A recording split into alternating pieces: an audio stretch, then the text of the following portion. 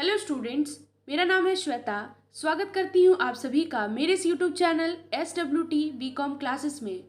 आज की इस वीडियो में हम principle and practice of marketing के यूनिट 3 के बारे में डिस्कस करेंगे। तो दोस्तों, अगर आपको ये वीडियो अच्छा लगता है, हेल्पफुल लगता है, तो please like, share and subscribe करना ना भूलिएगा। अब आइए स्टार्ट करते हैं।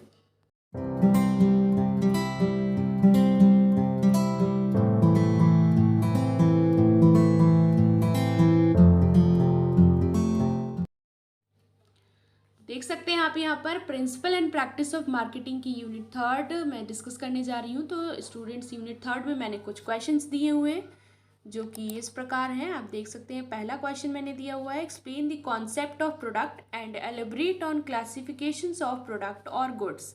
यानी कि हमें प्रोडक्ट के बारे में बताना है और क्लासिफिकेशन ऑफ प्रोडक्ट्स और गुड्स के बारे में बताना है, पहले क्वेश्चन का आंसर। दूसरा है, explain the concept of product life cycle, describe the different stages in the life cycle of a product। यानी कि प्रोडक्ट लाइफ साइकिल का हमें मीनिंग बताना है, क्या होता है ये, और इसके डिफरेंट स्टेजेस के बारे में हमें डिस्कस करना है। नेक्स्ट क्वेश्चन पे आते हैं। तो नेक्स्ट क्वेश्चन है, explain briefly the importance and functions of packaging. यानी कि हमें ब्रीफली एक्सप्लेन करना है अच्छे से कि इंपॉर्टेंस क्या होती है पैकेजिंग की और फंक्शंस क्या होते हैं। क्वेश्चन नंबर 4 है, discuss in detail about brand. यानी कि हमें ब्रांड के बारे में इसके बारे में पूरा हमें बताना है। क्वेश्चन नंबर 5 है, list the characteristics of good brand name. यानी कि एक गुड ब्रांड नेम, अच्छा ब्रांड नेम क्या होता है, उसकी विशेषताओं के बारे में हमें इसमें बताने हैं। तो ये थे कुछ 5 क्वेश्चंस, यानी कि ये पहला, दूसरा और तीसरा और चौथा और पांचवा। तो अब इसके आंसर्स के बारे में डिस्कस कर लेते हैं वन बाई वन। तो आंसर है सबसे पहले का मीनिंग ऑफ प्रोडक्ट। यानी कि मीनिंग ऑफ प्रोडक्ट से डिस्कस करें स्टूडेंट्स, यानी प्रोडक्ट की क्या मीनिंग होती है जानते हैं। A product is anything that satisfy a need और wants and can be offered in an exchange. यानी कि एक प्रोडक्ट कोई भी ऐसी थिंग जो कि सेटिस्फाई करती है हमारी नीड को, हमारी वांट को। ठीक, उसके बाद इसमें नीड और वांट को बताया गया है, डिमांड्स को बताया गया है, ये सब चीज़ें इसी में इंक्लूडेड होती हैं। तो नीड क्या होती है? तो need describe basic human requirements such as food, air, water, clothing और शेल्टर। यानी नीड हमें किस चीज़ के बारे में बताता है? हमारी बेसिक ह्यूमन जो रिक्वायरमेंट होती है, यानी बेसिक जो मानव की आवश्यकता जो होती है, मूलभूत आवश्यकता, जैसे फूड हो गया, एयर हो गया, वाटर हो गया, ये सब चीज़ें, शेल्टर हो गया, ये सब। और आगे बढ़ते हैं, these needs become wants when they are directed to specific objects. और यही नीड, यही आवश्यकता वॉन्ट्स में बदल जाती है जब एक स्पेसिफिक ऑब्जेक्ट में डायरेक्ट हो जाती है जो कि हमारी नीड को सेटिस्फाई करता है। फिर आता है डिमांड। अब डिमांड क्या होता है? Demand are the wants for specific products backed by any an ability to pay. यानी डिमांड हमारी एक वांट की तरीके होता है, किसी भी प्रोडक्ट को लेकर के हमारी इच्छा जाहिर होती है कि हमें वो चीज़ चाहिए, लेकिन उसके बावजूद हमारे पास एबिलिटी भी होनी चाहिए उस चीज़ को खरीदने के लिए, तभी तो हम किस चीज़ की मांग करते हैं। हम जब भी मार्केट में जाते हैं तो हम क्यों मांग करते हैं? जब हमको किस चीज़ की ज़रूरत होती है। तो ज़रूरत के साथ साथ हमारे पास एबिलिटी भी होनी चाहिए, नहीं तो सिर्फ मांग करने से तो ऐसे नहीं मिलेगा ना। तो इसीलिए हमारे पास पैसे भी होने चाहिए, हमारे पास एबिलिटी भी होनी चाहिए उस चीज़ को लेने के लिए। तो ये थी। आगे बढ़ते हैं। A product is the item offered for sale. यानी प्रोडक्ट एक आइटम होता है जो कि सेल के लिए ऑफर किया जाता है। Product can be a service और एन आइटम। यानी प्रोडक्ट सर्विस भी हो सकता है और आइटम भी हो सकता है। अब क्लासिफिकेशन ऑफ प्रोडक्ट्स के बारे में डिस्कस कर लेते हैं, यानी कि प्रोडक्ट्स और गुड्स के बारे में।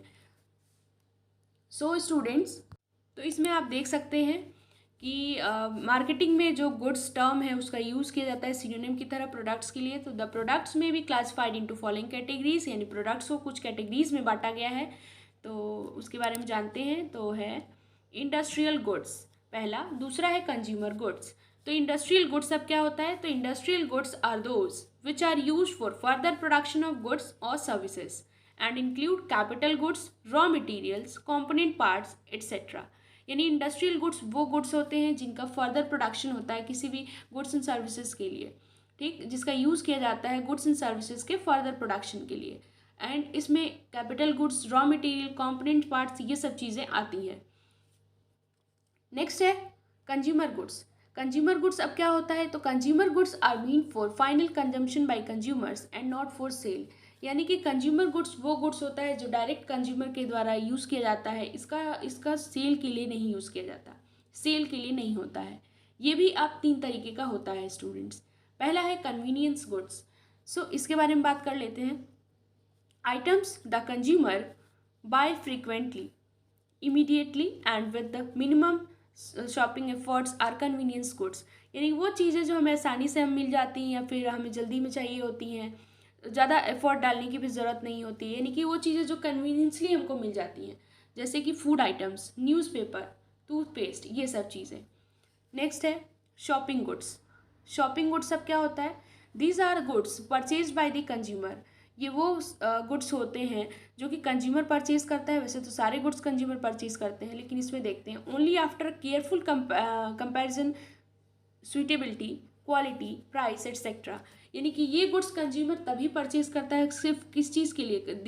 देख सुन करके कि उसकी क्वालिटी कैसी है, उसके प्राइस क्या है, सुइटेबल है कि नहीं है। ये सब चीज़ें शॉपिंग गुड्स में आती हैं। जैसे कि हम कपड़े खरीदने जाते हैं तो डायरेक्ट ऐसे तो नहीं ला सकते ना, हम अपने साइज़ के हिसाब से, अपने जैसा भी हमारा होता है हम अपना खरीदते हैं, हमारे प्राइस के हिसाब से, हमारे पास जितने भी पैसे रहते हैं उसके हिसाब से हम अपने कपड़े खरीदते हैं। हमारे पास जाते हैं तो जो वैसे खरीदते हैं।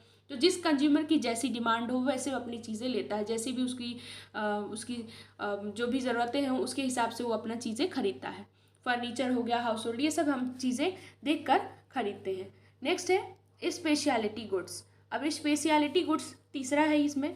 सो ये होता है these are goods with unique characteristics और brand identification and the purchasers make a special purchasing effort. यानी कि ये वो गुड्स होते हैं जिसमें यूनिक कैरेक्टरिस्टिक्स होती हैं या फिर ब्रांड आइडेंटिफिकेशन होता है। सो इसमें परचेजर क्या करता है, यानी जो खरीदार है वो क्या करता है, एक स्पेशल परचेजिंग एफर्ट डालता है। जैसे कि फैंसी गुड्स खरीदने हो तो, स्पेशल ईटिंग आइटम्स लेने हो तो ये सब चीज़ें स्पेशलिटी गुड्स में आती हैं। तो ये कुछ थे आपके, आप देख सकते हैं प्रोडक्ट्स के क्लासिफिकेशन। सो ये मैंने अभी डिस्कस कर दिया, आई होप आपको क्लियर हो गया होगा। अब आगे बढ़ते हैं। आगे है प्रोडक्ट लाइफ साइकिल, यानी कि उत्पाद जीवन चक्र। इसके बारे में अब डिस्कस कर लेते हैं कि ये आखिर क्या होता है, तो इसकी मीनिंग क्या है सबसे पहले डिस्कस करते हैं students. A product life cycle is the length of time from a product first being introduce to consumers until it is remove from the market. यानी कि उत्पाद जीवन चक्र यानी प्रोडक्ट लाइफ साइकिल किसी भी प्रोडक्शन से पहली बार कंज्यूमर्स के लिए पेश किए जाने की एक टाइम है, यानी अवधि है, जब तक इसे बाज़ार से हटा नहीं दिया जाता, यानी कि जब तक इसे मार्केट से रिमूव नहीं कर दिया जाता। आगे है the product life cycle is a tool use to determine the strategies that will be used at any stage in a product development for sales and marketing purposes. यानी कि प्रोडक्ट लाइफ साइकिल एक ऐसा tool है जिसका use किया जाता है ये चीज़ स्ट्रेटजीज को डिटरमाइन करने के लिए, जो कि किसी भी स्टेज में यूज़ होती है प्रोडक्ट डेवलपमेंट में, सेल्स के लिए और मार्केटिंग पर्पस के लिए। प्रोडक्ट लाइफ साइकिल यानी कि उत्पाद जीवन चक्र को अगर आसान भाषा में मैं आप सभी को बताऊं तो प्रोडक्ट्स की स्टेजेस को ये डिस्क्राइब करता है। प्रोडक्ट के लॉन्च होने से लेकर उसके अंत तक की जितनी भी स्टेजेस होती हैं, सभी स्टेजेस को प्रोडक्ट लाइफ साइकिल के अंदर ही सब आती हैं। सो आगे बढ़ते हैं।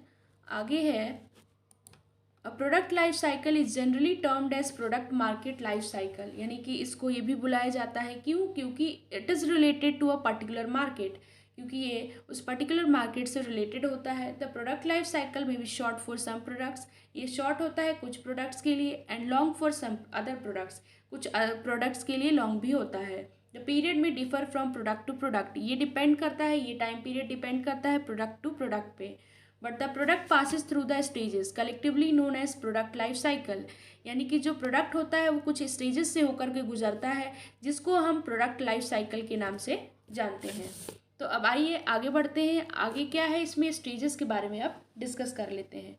सो स्टेजेस है every product moves through a life cycle having 5 phases and they are.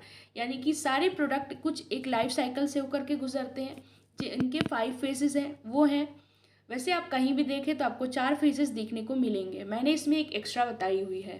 तो आई होप आपको ये वीडियो अच्छी लगे। सो पहली है इंट्रोडक्शन स्टेज। तो अगर स्टेजेस के बारे में अगर हम डिस्कस करें तो इसमें आता है स्टेजेस में, जैसे कि आप देख सकते हैं कि पहला स्टेज है इंट्रोडक्शन स्टेज। अभी इंट्रोडक्शन स्टेज क्या होता है इसके बारे में जान लेते हैं। तो दोस्तों इसके बारे में आगे मैं इसमें मोटा मोटा तौर पे बताती हूँ। ये सबसे पहला स्टेज होता है, यानी कि this is the first stage in the life of a product. So इस स्टेज में क्या होता है, प्रोडक्ट्स को लॉन्च किया जाता है। किसी भी कंपनी के लिए किसी नए प्रोडक्ट को लॉन्च करना बहुत ही एक्सपेंसिव होता है स्टूडेंट्स, क्योंकि शुरुआत में मार्केट बहुत छोटी होती है, जिससे सेल्स भी बहुत कम होता है। अब देखते हैं इसमें क्या है। This is the first stage in the life of a product, यानी कि ये पहला स्टेज होता है प्रोडक्ट की लाइफ में, यानी कि मैंने अभी बताया कि सबसे पहला स्टेज होता है। This is an infant stage, इसको हम इन्फेंट स्टेज भी कहते हैं। The product is a new one, इसमें प्रोडक्ट नया होता है। The new product means a product that opens up an entirely new market, यानी कि एक न्यू प्रोडक्ट का मतलब है वो प्रोडक्ट जो अपना एक नया मार्केट बनाता है, रिप्लेसेस एन एग्जिस्टिंग प्रोडक्ट, और जो पहले के जो प्रोडक्ट्स हैं उनको रिप्लेस करता है, और significantly broadens the market for an existing product. फिर अपना मार्केट बनाता है, जो भी उस प्रोडक्ट को रहता है कि कैसे उस चीज़ को मार्केट में लाया जाए, कैसे उसको वो अपना बढ़ाता है। The initial stage needs greater amount for investment, यानी कि जो ये इनिशियल स्टेज होता है इसमें हमें बहुत सारे इन्वेस्टमेंट की ज़रूरत पड़ती है। In this stage the product is introduced in the market, इस स्टेज में क्या होता है, प्रोडक्ट को इंट्रोड्यूस किया जाता है यानी लॉन्च किया जाता है, और and made available to customers with the slow rise in sales, और ये कस्टमर्स के लिए प्रोवाइड किया जाता है। ठीक, तो आई होप आपको पहला स्टेज क्लियर हो गया होगा। नेक्स्ट स्टेज पे चलते हैं। नेक्स्ट स्टेज है ग्रोथ स्टेज। तो ग्रोथ स्टेज में आता है, तो ग्रोथ स्टेज में मैं आपको बताऊं तो ग्रोथ स्टेज में स्टूडेंट्स, ग्रोथ स्टेज ये दूसरी स्टेज होती है, और इस स्टेज में प्रोडक्ट की सेल्स बहुत ही ज़्यादा होती है और प्रॉफिट भी होता है। इस स्टेज में प्रोडक्ट्स का जो प्राइस होता है वो बहुत कम हो जाता है, प्रोडक्ट्स का वॉल्यूम बहुत अधिक होता है। इस स्टेज में लिसनर्स डिस्ट्रीब्यूशन का काम बढ़ जाता है और ज़्यादा फोकस प्रोडक्ट्स के प्रमोशन पर दिया जाता है, जिससे कि प्रॉफिट उठाया जा सके। आई होप आपको ये स्टेज भी क्लियर हो गई होगी।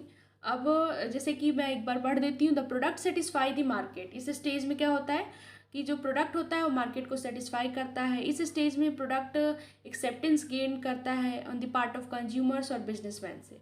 इसमें सेल भी इंक्रीज़ होती है, जैसे कि मैंने बताया प्रॉफिट भी इंक्रीज़ होता है। इस स्टेज में कॉम्पिटिटर्स जो भी होते हैं उनके सब्स्टिट्यूट प्रोडक्ट्स के साथ लार्ज नंबर में भी वो लोग रहते हैं, जहाँ पे this is the stage where competitors appear, यानी कि ये ऐसा स्टेज है जहाँ पे कॉम्पिटिटर्स आते हैं अपने प्रोडक्ट्स के साथ लार्ज नंबर्स में। तो आई होप आपको ये समझ में आ गया होगा कि मैंने बताया कि ये दूसरा स्टेज होता है, ये सेटिस्फाई करता है मार्केट को। इस स्टेज में प्रोडक्ट एक्सेप्टेंस गेन करता है किससे, कंज्यूमर और बिजनेसमैन से। इस स्टेज में प्रोडक्ट का प्राइस भी बहुत कम हो जाता है, और इस स्टेज में क्या होता है मैंने अभी बताया कि इस स्टेज में प्रॉफिट भी इंक्रीज़ करता है। अब नेक्स्ट आते हैं, नेक्स्ट स्टेज है मैच्योरिटी। तो नेक्स्ट है मैच्योरिटी स्टेज के बारे में अगर बात करें तो इस स्टेज में क्या होता है, कीन कंपटीशन इंक्रीजेस, यानी कि कंपटीशन इंक्रीज करता है। Sales continue to increase for a while but at decreasing rate, sales भी इंक्रीज करता है लेकिन डिक्रीजिंग रेट पे। Competitors go for market down price by increasing advertising deal, यानी कि अपने प्रोडक्ट्स को मार्केट एक्सपेंसेस इसमें इंक्रीज़ करता है, यहाँ तक कि जब अगर मार्केट का मार्कडाउन जो प्राइस होता है वो चीज़ भी विच इनेबल टू फेस कंपटीशन। इसमें ये कहा गया है कि मार्केट एक्सपेंसेस जो होते हैं स्टूडेंट्स वो इंक्रीज़ करने लगते हैं इवन आफ्टर मार्कडाउन प्राइस, यानी कि प्राइस के कम होने के बावजूद। ठीक, दस प्रॉफिट इज थिन, मतलब प्रॉफिट कम होता है। Overall marketing effectiveness become the key factor in this stage, यानी मार्केटिंग इफेक्टिवनेस को इसमें की फैक्टर बताया गया है इस स्टेज में। अगर मोटा मोटा मैं आपको समझाऊं कि मैच्योरिटी स्टेज में क्या होता है, तो इस स्टेज में स्टूडेंट्स सेल्स में थोड़ी कमी आने लग जाती है, जैसे कि मैंने भी बताया sales continue to increase for a while but at decreasing rate, increase होती है लेकिन थोड़ा थोड़ा, यानी कि कमी आने लगती है क्योंकि कंपटीशन बढ़ जाता है। क्योंकि कंपटीशन में बने रहने के लिए प्रोडक्ट्स को फीचर को फिर बढ़ाना पड़ता है, और प्रोडक्ट्स का सबसे ज़्यादा कॉम्पिटिटिव समय होता है इस स्टेज में। कंपनी को सोच समझकर मार्केटिंग करनी पड़ती है, यानी कि प्रोडक्ट में जितनी भी कमियां आती हैं उन्हें दूर करना पड़ता है, और प्रोडक्ट को और अधिक अच्छा बनाने के लिए, बेहतर बनाने के लिए बेहतर बनाना इसमें पड़ता है, ताकि जिससे कि प्रोडक्ट का जो मार्केट में कंपटीशन क्या रहे, बना रहे। तो ये चीज़ आती है मैच्योरिटी स्टेज में। अब नेक्स्ट बात करते हैं, नेक्स्ट है सैचुरेशन। सो सैचुरेशन स्टेज की बात करें स्टूडेंट्स, तो सैचुरेशन स्टेज में क्या होता है, ये था चौथा स्टेज। तो अब वैसे आपको ये चौथा स्टेज नहीं देखने को मिलेगा अगर आप कहीं देखें, मतलब नेट वगैरह सर्च करें तो ये मैंने दिया एक्स्ट्रा दिया हुआ है। जैसे कि in the saturation stage the sales are at the peak and further increase is not possible. यानी कि इस स्टेज में क्या होता है, सेल्स पीक पर होता है और फिर से उसको इंक्रीज़ करना पॉसिबल नहीं होता है, संभव नहीं होता है। The demand for the product is stable, the rise and fall for sale depend upon supply and demand. यानी कि इसमें जो प्रोडक्ट की जो मांग होती है, डिमांड होती है, वो स्टेबल होती है और जो सेल में ऊपर नीचे जो होते रहता है, कभी बढ़ना कभी घटना, वो डिपेंड करता है सप्लाई और डिमांड पे। अब नेक्स्ट आते हैं, नेक्स्ट है डिक्लाइन। अब अगर बात करें डिक्लाइन स्टेज की, यानी कि लास्ट स्टेज है when sales start declining buyers go for newer and better products. जैसे ही सेल्स में कमी आने लगती है, जो बायर्स होते हैं वो नए और अच्छे प्रोडक्ट्स की तरफ जाने लगते हैं। This is because of many reasons. इसके बहुत सारे कारण हो सकते हैं। पहला टेक्नोलॉजिकल एडवांसेस की वजह से, कंज्यूमर शिफ्ट्स इन टेस्ट, उनका टेस्ट बदल जाने की वजह से, कॉम्पिटिशन इंक्रीज हो जाने की वजह से, in increase competition etcetera. At this stage the product can not stand in the market. यानी कि इस स्टेज में प्रोडक्ट कभी भी मार्केट में स्टैंड नहीं कर पाता। Many firms withdraw from the product when sales and profit decrease. यानी कि बहुत सारे ऐसे फर्म जो होती हैं क्या करती हैं, अपने मार्केट से अपने प्रोडक्ट को भी हटा लेती हैं। जब अगर सेल्स में कमी आने लगती है तो प्रॉफिट भी जाहिर सी बात है कम होगा। यानी कि अगर डिक्लाइन स्टेज में दोस्तों, जैसे कि मैंने बता दिया, ये सब आपको, आई होप आपको क्लियर हो गया होगा। इसमें एक और चीज़ ये कि ये प्रोडक्ट का सबसे अंतिम स्टेज होता है। ये तो मतलब बताने वाली बात ही नहीं थी। इस स्टेज में क्या था कि प्रोडक्ट की, जैसे कि मैंने बताया कि सेल्स में बहुत कमी हो जाती है और सेल्स में कमी होने के कारण हो सकते हैं, जैसे कि कस्टमर ने प्रोडक्ट को ख़रीद लिया है या फिर कस्टमर्स किसी दूसरे प्रोडक्ट को खरीद। तो ये लास्ट स्टेज थी डिक्लाइनिंग स्टेज। तो आई होप आपको ये भी क्लियर हो गया होगा। अब आगे बढ़ते हैं, यानी कि पैकेजिंग क्या होता है। तो पैकेजिंग में जैसे कि क्वेश्चन था स्टूडेंट्स की पैकेजिंग क्या होता है, इसके बारे में डिटेल में बताना है। तो उससे पहले मीनिंग हम स्टार्ट करते हैं, मीनिंग से स्टार्ट करते हैं कि पैकेजिंग आखिर होती क्या है। The companies always supply the products in package form. जो कंपनी होती है वो हमेशा प्रोडक्ट्स को सप्लाई करती है पैकेज फॉर्म में। For example Coke comes in bottle, यानी कि जो कोक है वो बॉटल में आता है, Tide in bag, biscuits in wrapper, oil in jar etcetera. अगर दोस्तों कंपनीज अगर पैकेज फॉर्म में प्रोडक्ट्स को ना प्रोवाइड करें तो क्या होगा, वो देखने में अट्रैक्टिव नहीं लगेगा, अच्छा नहीं लगेगा, तो कम से कम उसकी सेलिंग होगी। इसीलिए इसको पैकेज फॉर्म में करने से एक अच्छा लुक आता है। Packaging is the basic activity of every company, यानी कि सबसे बेसिक एक्टिविटी होती है पैकेजिंग किसी भी कंपनी के लिए। It can be defined as a set of task और activities which are concern with the designing production of an appropriate wrapper, container और बैग फॉर द प्रोडक्ट। यानी कि इसको बताया गया है कि एक ऐसी टास्क, मतलब एक ऐसे काम, एक ऐसी एक्टिविटी जो कि किस चीज़ से होती है रिलेटेड, किस चीज़ से होती है, डिज़ाइनिंग से, किसी भी रैपर के प्रोडक्शन से। अप्रोप्रिएट रैपर मतलब उसको कैसे हम अच्छे तरीके से रैप करें, या फिर कंटेनर से, या फिर किसी प्रोडक्ट के बैग से। यानी कि इसमें प्रोडक्ट के बारे में ही बात की जा रही है, लेकिन उसको कैसे, उसको हम डिज़ाइन करेंगे, कैसे रैप करेंगे, या फिर जो भी किस चीज़ में भी देंगे। जैसे कि मैंने अभी आपको ऊपर बताया कि कोक किस में आता है, बॉटल में, बिस्किट्स रैपर में। तो ये सब चीज़ें इसमें बताई गई हैं, ये इसकी हो गई मीनिंग। यानी कि प्रोडक्ट हमेशा पैकेज फॉर्म में कंपनीज प्रोवाइड कराती हैं। और पैकेजिंग क्या होता है, बेसिक एक्टिविटी होता है किसी भी कंपनी का, एक ऐसा टास्क और एक्टिविटी होता है जो कि कंसर्न होता है किसके, प्रोडक्ट की डिज़ाइनिंग, रैपर, कंटेनर और बैग से। आई होप आपको मीनिंग क्लियर हो गया होगा। नेक्स्ट आते हैं इम्पॉर्टेंस ऑफ पैकेजिंग, यानी कि पैकेजिंग की क्या इंपॉर्टेंस होती है। पहला है rising standard of health and sanitation. इसमें क्या है, packaging has become essential because of rising standard of health and sanitation. Packaging बहुत ही इंपॉर्टेंट हो जाता है क्योंकि हेल्थ और सैनिटेशन की वजह से भी। In a package good there are less chances of contamination of products. Packed goods में लेस चांस होता है प्रोडक्ट्स के कंटेमिनेशन की। नेक्स्ट है सेल्फ सर्विस आउटलेट्स, यानी कि the self service outlets are become very popular. ये बहुत ही ज़्यादा पॉपुलर है। In this stores generally products with attractive packing are picked by buyers more quickly. यानी कि इसमें क्या होता है कि ज़्यादातर अगर जो अट्रैक्टिव पैकेजिंग होती है, पैकिंग होती है, वो चीज़ें जो बायर्स होता है वो जल्दी ख़रीद लेता है कि नहीं उसमें अच्छा दिख रहा है तो क्या पता उसमें अच्छी चीज़ें हों। तो इस पैकेजिंग का बहुत बड़ा इफेक्ट पड़ता है दोस्तों।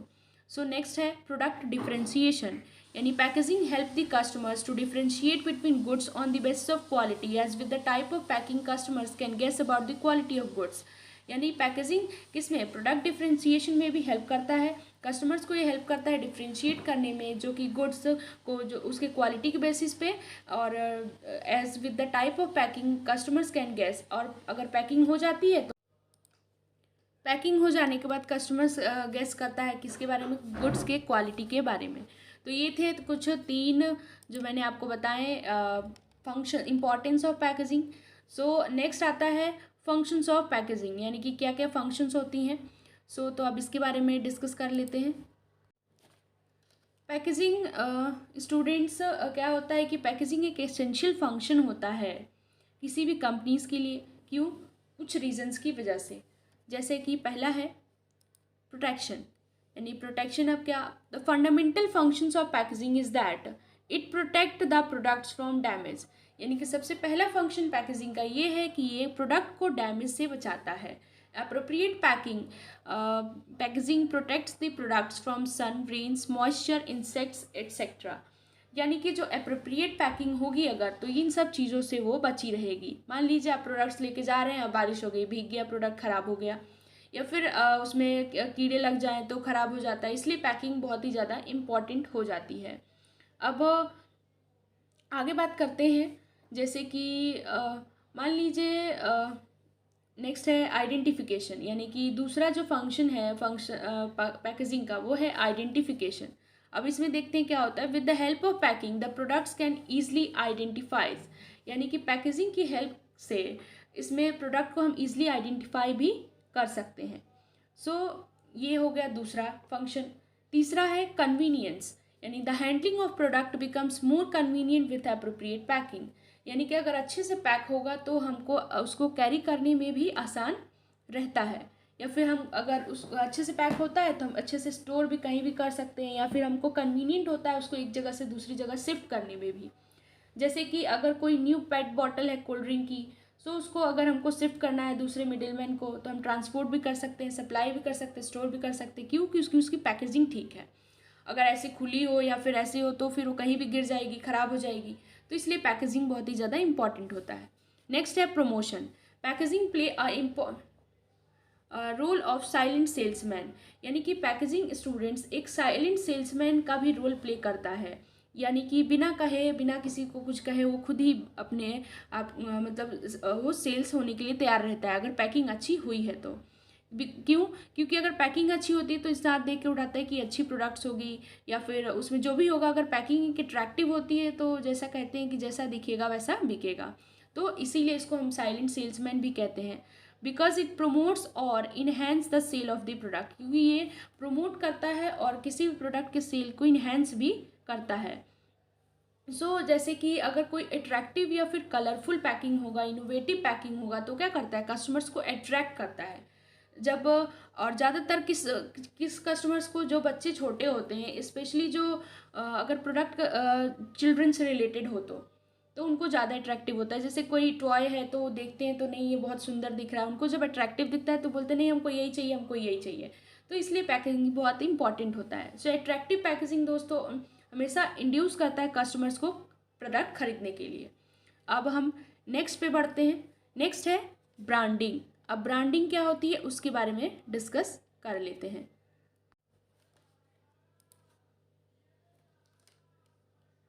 ब्रांडिंग, यानी कि ब्रांडिंग की अगर हम बात करें तो सबसे पहले meaning, a brand is the identification of a product. यानी ब्रांड क्या होता है, किसी प्रोडक्ट का आइडेंटिफिकेशन होता है। It can be in the form of name, symbol और डिज़ाइन। ये किसी भी फॉर्म में हो सकता है, नेम के फॉर्म में, सिंबल के फॉर्म में, या फिर डिज़ाइन के फॉर्म में। The branding is not only done to identify the seller और प्रोड्यूसर। ब्रांडिंग सिर्फ इसलिए नहीं की जाती ताकि आइडेंटिफाई कर सके सेलर और प्रोड्यूसर को, बल्कि but also to make your product superior than competitors product. यानी कि इसका इसलिए भी किया जाता है कि हम अपने प्रोडक्ट्स को सुपीरियर बनाएं, कैसे अच्छा बनाएं कॉम्पिटिटर्स के प्रोडक्ट से। सो ये था मीनिंग दोस्तों ब्रांडिंग का। अब आगे बढ़ते हैं, various terms related to brand, यानी कि बहुत सारे ऐसे टर्म्स हैं जो ब्रांड से रिलेटेड होते हैं। वो है, पहला है ब्रांड, यानी कि ब्रांड क्या होता है, अभी मैंने आपको बताया, brand is the identification of product, it can be in the form of name, symbol और डिज़ाइन। यानी कि ये किसी प्रोडक्ट का आइडेंटिफिकेशन होता है, नेम के फॉर्म में, सिंबल के फॉर्म में, डिज़ाइन के फॉर्म में हो सकता है। सो अब नेक्स्ट है ब्रांड नेम, यानी कि the part of brand which can be spoken is called brand name, यानी कि वो पार्ट ब्रांड का जो कि बोले, यानी उसको कहते हैं ब्रांड नेम। जैसे कि अगर कह सकते हैं वर्बल पार्ट अगर ब्रांड का बताएं, सो किसी दूसरे शब्दों में अगर वर्बल पार्ट बताएं ब्रांड का, तो जैसे कि डिटॉल हो गया, सर्फ हो गया, ये सब चीज़ें। सो नेक्स्ट है third, brand mark, the part of brand which can not be spoken but can be recognised, यानी कि वो जो रिकोगनाइज किया जा सके जिसको, उसको हम कहते हैं ब्रांड मार्क। जैसे कि अगर एग्जांपल लें तो जो महाराजा साइन होता है एयर इंडिया का, या फिर नाइक का साइन एरो पर, यानी कि नाइक साइन ऑफ एरो, तो ये सब चीज़ें एग्जांपल है ब्रांड मार्क की। नेक्स्ट आता है ट्रेडमार्क, यानी part of brand which is given legal protection, यानी कि वो ब्रांड का पार्ट जो कि लीगल प्रोटेक्शन देता है, उसको हम ट्रेडमार्क कहते हैं। और आगे बढ़ते हैं, अब ये थे कुछ टर्म्स रिलेटेड टू ब्रांड। अब features of a good brand name के बारे में बात कर लेते हैं, यानी कि क्या विशेषताएं होती है एक अच्छे ब्रांड की। तो ब्रांड नेम, जब भी हम कोई ब्रांड नेम सेलेक्ट करते हैं स्टूडेंट्स, तो हमें अटेंशन पे करने की ज़रूरत होती है। अब क्यों? ब्रांड नेम, जैसे कि देखें, brand name should B short and simple, यानी कि ब्रांड नेम कैसा होना चाहिए, छोटा होना चाहिए और सिंपल होना चाहिए, आसान होना चाहिए, शॉर्ट और सिंपल होना चाहिए। जैसे कि लक्स हो गया, डिटॉल हो गया, सर्फ हो गया। कॉम्प्लिकेटेड नेम्स नहीं होना चाहिए जिसको याद करने में भी परेशानी हो, रिकॉग्नाइज करने में परेशानी हो, क्योंकि अगर कॉम्प्लिकेटेड नेम होगा तो प्रॉब्लम्स उससे होती हैं, इसलिए शॉर्ट एंड सिंपल होना चाहिए। नेक्स्ट है, brand name should be easy to. तो मैंने बताया कि easy to pronounce, as if it is difficult to pronounce the customer will hesitate to demand for it, यानी कि ब्रांड नेम जो होना चाहिए वो प्रोनाउंस करने में, उसका प्रोनाउंसिएशन जब हम करें उसका, तो ईजी होना चाहिए, वो डिफ़िकल्ट नहीं होना चाहिए कि कस्टमर को प्रॉब्लम आए, डिफ़िकल्टी आए उसको प्रोनाउंस करने में। अगर डिफ़िकल्टी होगी कस्टमर को, तो हेजिटेट करेगा किसी भी चीज़ की मांग करने में, या फिर उस प्रोडक्ट्स की मांग करने में जिसका जो ब्रांड नेम है वो ईजी नहीं होता है। तो नेक्स्ट है, brand name should B suggestive, यानी ब्रांड नेम सजेस्टिव होना चाहिए। इसका मतलब it must suggest the utility of the product, यानी कि ये किसी भी प्रोडक्ट की यूटिलिटी के बारे में बताए। फॉर एग्जांपल, जैसे कि हाजमोला है, वो क्या बताता है, डाइजेस्टिव प्रॉपर्टी के बारे में बताता है, यानी इट सजेस्ट डाइजेस्टिव प्रॉपर्टी। जैसे उजाला है, जब वो किस चीज़ के बारे में बताता है, ब्राइटनेस के बारे में बताता है। और जैसे कि अगर हेयर एंड केयर ले लें, तो वो किस चीज़ के बारे में सजेस्ट करता है, किसी भी मतलब हेयर एंड केयर जो है वो सजेस्ट करता है हेयर के केयर के बारे में, यानी कि केयर ऑफ हेयर्स के बारे में सजेस्ट करता है। आई होप आपको ये पॉइंट भी क्लियर हो गया होगा। नेक्स्ट है, brand name should be unique and distinctive, यानी ब्रांड नेम यूनिक होना चाहिए और डिस्टिंक्टिव भी होना चाहिए। और जैसे कि ब्रांड नेम मतलब डिफरेंट होना चाहिए, और उसको कभी भी अपनी आइडेंटिटी लूज़ नहीं करनी चाहिए। आई होप आपको ये पॉइंट भी क्लियर हो गया होगा। नेक्स्ट बात करते हैं advantages of a brand name, यानी कि ब्रांड नेम की क्या क्या एडवांटेजेस होते हैं उनके बारे में। तो एडवांटेजेस यानी लाभ, यानी कि आगे बढ़ते हैं, अब एडवांटेजेस के बारे में जानते हैं। तो एडवांटेजेस है पहला, हेल्प्स इन प्रोडक्ट डिफरेंशिएशन, यानी कि ये हेल्प करता है प्रोडक्ट डिफरेंशिएशन में। With branding marketer can differentiate his products from the competitors product, यानी कि ब्रांडिंग की वजह से मार्केटर अपने प्रोडक्ट को कॉम्पिटिटर्स के प्रोडक्ट से डिफरेंशिएट कर पाता है। नेक्स्ट है, हेल्प्स इन एडवर्टाइजिंग। अब एडवर्टाइजिंग में कैसे ये हेल्प करता है, with the brand name advertising becomes more effective as it is not only makes people aware about the features of product but also about brand which can provide these benefits, यानी कि brand name की वजह से advertising भी बहुत ज़्यादा effective हो जाता है। तो ना सिर्फ लोगों को अवेयर करने का काम करता है प्रोडक्ट के बारे में, यानी फीचर्स उसके फीचर्स के बारे में, बल्कि ब्रांड नेम और ये भी बताता है, ये ब्रांड के बारे में बताता है कि ये चीज़ कौन प्रोवाइड कर रहा है, यानी कि ब्रांड नेम की वजह से जो एडवर्टाइजिंग होती है वो बहुत ज़्यादा इफेक्टिव हो जाती है। जैसे कि मैंने आपको बताया कि ना कि सिर्फ ये लोगों को अवेयर करती है प्रोडक्ट के फीचर के बारे में, बल्कि बट ऑल्सो अबाउट ब्रांड, ये ब्रांड के बारे में बताती है विच कैन, जो कि ये बेनिफिट प्रोवाइड करता है। तो आगे बढ़ते हैं डिफरेंशियल प्राइसिंग के बारे में, यानी कि इसका नेक्स्ट जो एडवांटेज है ब्रांड नेम का वो है डिफरेंशियल प्राइसिंग। तो डिफरेंशियल प्राइसिंग में अब देखते हैं, with established brand name the firm can easily change high price for its product as compare to competitors product. यानी कि जब इस्टेब्लिश ब्रांड नेम हो जाता है, इस्टेब्लिश कर दिया जाता है, तो फर्म अपनी चेंज कर पाती है अपने हाई प्राइस को अपने प्रोडक्ट्स के लिए और कंपटीटर्स के प्रोडक्ट से। सो आई होप आपको ये 3 जो मैंने डिस्कस किया है एडवांटेजेस वो क्लियर हो गए होंगे। सो दोस्तों आज के लिए बस इतना ही। अगर आपको मेरा ये वीडियो अच्छा लगता है, हेल्पफुल लगता है, या फिर आपके ज्ञान को बढ़ाने में थोड़ी सी मदद करता है, तो प्लीज़ इस वीडियो को लाइक, शेयर एंड सब्सक्राइब करना ना भूलिएगा। और जितना हो सके स्टूडेंट्स इसको शेयर करिएगा, ताकि आप तो देखें ही बल्कि आपके जितने भी फ्रेंड्स हैं जो भी बीकॉम कर रहे हैं, सो उनको भी इस चीज़ का फ़ायदा मिल सके, वो भी अच्छे से नोट्स पढ़ सकें। सो इस वीडियो को ज़रूर शेयर करिएगा, जितना ज़्यादा हो सके शेयर करिएगा। और अगर कोई भी इशू होता है तो आप मेरे कमेंट सेक्शन में कमेंट करके बता सकते हैं। Thank you.